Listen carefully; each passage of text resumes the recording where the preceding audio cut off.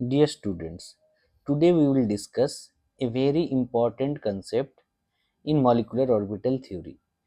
तुम लोग देखे होंगे जनरली एक सवाल बहुत कॉमन है, एक मॉलिक्यूल दिया रहेगा, उस मॉलिक्यूल का बॉन्ड ऑर्डर निकालने के लिए बोलता है एज वेल एज उसका मैग्नेटिक नेचर, पैरामैग्नेटिक की डायमैग्नेटिक। तो जो जनरल तरीका है वो सबको पता है कि बॉन्ड ऑर्डर निकालने का सबसे पहले total number of electron calculate करना है, फिर उसका इलेक्ट्रॉनिक कन्फिगरेशन लिखना है according to molecular orbital theory, और उसके बाद हमें ये चेक करना पड़ता है कि उसके अंदर कि बॉन्डिंग मॉलिक्यूलर ऑर्बिटल में कितने इलेक्ट्रॉन है और एंटी बॉन्डिंग में कितने इलेक्ट्रॉन है।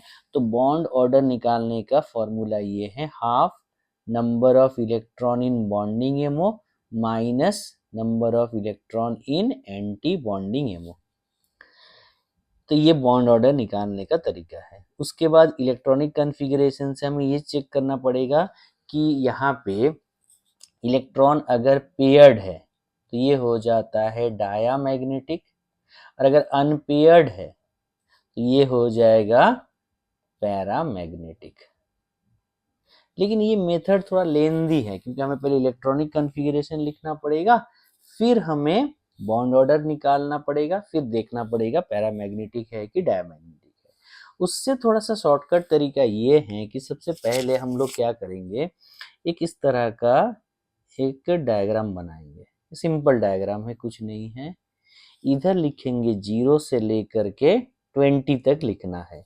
तो 0 1 2 3 4 5 6 7 8 9 10,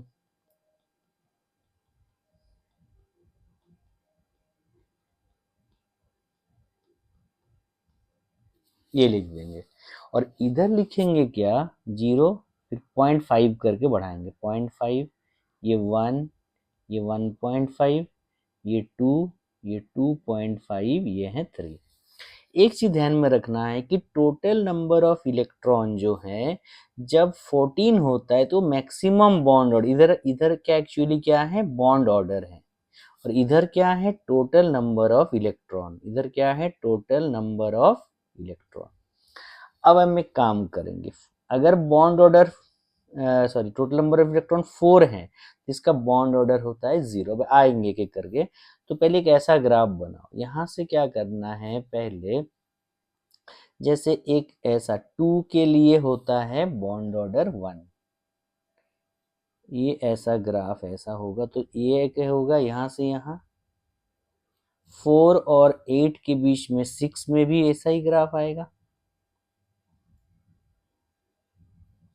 अब 8 से लेकर के 14 तक, 14 में क्या है हमें याद रखना, नाइट्रोजन का टोटल इलेक्ट्रॉन 14 है, उसका बॉन्ड ऑर्डर होता है 3।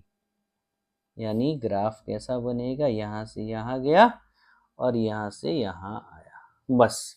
अब कोई भी क्वेश्चन दे दे तुम इससे किसी का भी बॉन्ड ऑर्डर निकाल सकते हो। जैसे जब टोटल नंबर ऑफ इलेक्ट्रॉन आ गया है 1 और टोटल नंबर ऑफ इलेक्ट्रॉन 3 है तो इसका बॉन्ड ऑर्डर 5 है, 0.5। फिर क्या है, यहाँ पे 5 के लिए बॉन्ड ऑर्डर हाफ है, 7 के लिए बॉन्ड ऑर्डर हाफ है, 9 के लिए बॉन्ड ऑर्डर होगा हाफ। तो 9 यहाँ लिख देंगे 9, फिर यहाँ लिखेंगे 10, फिर यहाँ 11, यहाँ 12, यहाँ 13, यहाँ 14, यहाँ 15, यहाँ 16, 17, 18 और 19। तो 9 के लिए जो बॉन्ड ऑर्डर होगा 19 के लिए वही होगा, 10 के लिए जो होगा ये 18 के लिए होगा, 11 के लिए जो होगा 17 के लिए होगा, 12 के लिए जो होगा 16 के लिए होगा, 13 के लिए जो होगा 15 के लिए होगा। तो 9 किसके लिए, 9 के लिए हाफ है, तो 10 के लिए इसके लिए बॉन्ड ऑर्डर हो गया हाफ, इसके लिए बॉन्ड ऑर्डर हो गया है 1, फिर इसके लिए बॉन्ड ऑर्डर हो गया 1.5, इसके लिए 2, इसके लिए 2.5, इसके लिए 3। तो कोई भी क्वेश्चन दे तुम्हें इलेक्ट्रॉनिक कन्फिग्रेशन बिल्कुल लिखने का जरूरत नहीं है, डायरेक्टली इस चार्ट से तुम किसी का भी बॉन्ड ऑर्डर निकाल सकते हो। दूसरा, अब क्या है पैरामैग्नेटिक और डायमैग्नेटिक बिहेवियर। तो सबसे पहले अगर किसी का बॉन्ड ऑर्डर 0 आता है तो बॉन्ड मॉलिक्यूल एग्जिस्ट नहीं करेगा, यानी 4 एग्जिस्ट नहीं करेगा।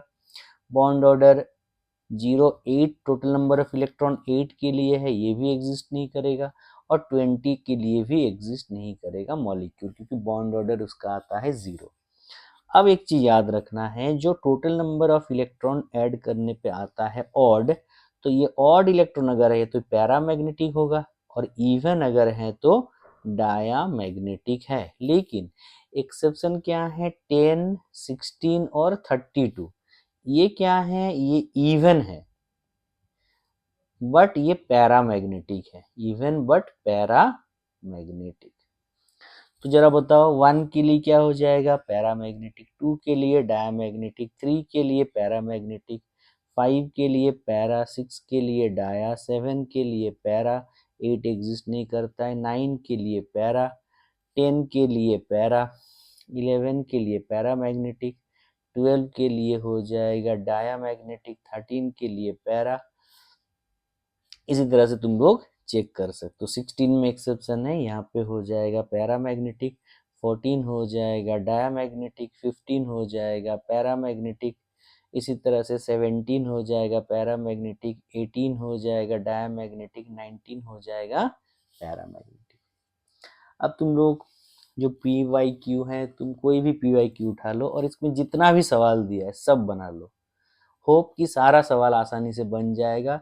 ये डायग्राम देखने में थोड़ा कॉम्प्लिकेटेड है, लेकिन एक दो बार प्रैक्टिस करोगे तो एकदम आसानी से बन जाएगी। इस टेक्निक से क्या होगा, इस मेथड से बहुत जल्दी टाइम बहुत बचेगा। तुम्हें इलेक्ट्रॉनिक कॉन्फ़िगरेशन लिखना है, फिर चेक करना है, फिर कभी वो याद नहीं रहेगा तो कभी फॉर्मूला मतलब इलेक्ट्रॉनिक कॉन्फ़िगरेशन का ऑर्डर गड़बड़ हो जाएगा, तो इसमें टाइम बहुत चला जाएगा।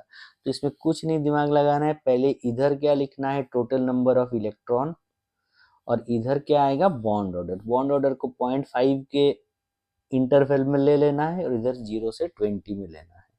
तो 4, 8 और 20 एग्जिस्ट नहीं करेगा मॉलिक्यूल, क्योंकि उसका बॉन्ड ऑर्डर आ रहा है 0, बाकी एग्जिस्ट करेगा।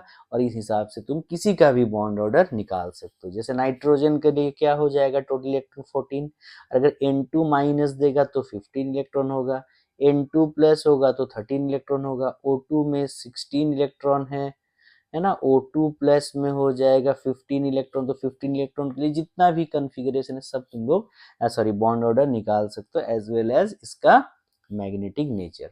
होप कि वीडियो तुमको अच्छा लगा होगा। अगर कोई भी डाउट रहे तो कमेंट में लिखो, और बाकी इसका क्वेश्चन सारा बना लेना, PYQ जितना भी आया है। तो मिलते हैं नेक्स्ट वीडियो में कोई और इंफॉर्मेशन के साथ, तब